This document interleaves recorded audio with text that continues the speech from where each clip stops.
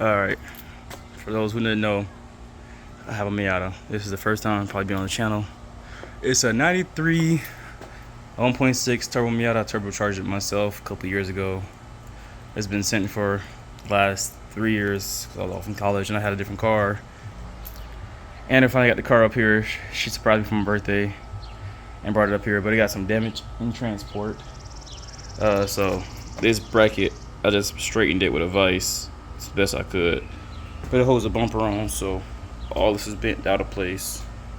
I broke the lip off on both sides, so that's what we're gonna fix first to make it like at least halfway drivable down the street without scraping too bad. And I don't even know what happened here, but that headlight's busted, so that'd be a fix. I gotta put a new manifold on it because that's all messed up. It's just a project car, so this is the introduction, and here we go.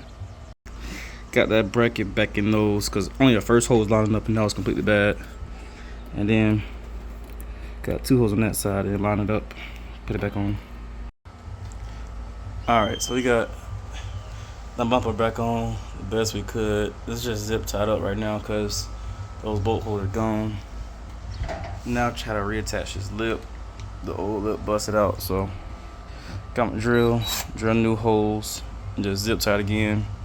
Zip ties are your friend because if you use bolts, they break a lot. But zip ties, usually zip tie break before the plastic breaks. So, words are wise. Got that side all back together. I put one bolt in the end and a zip tie in the middle. So now, about to test drive it.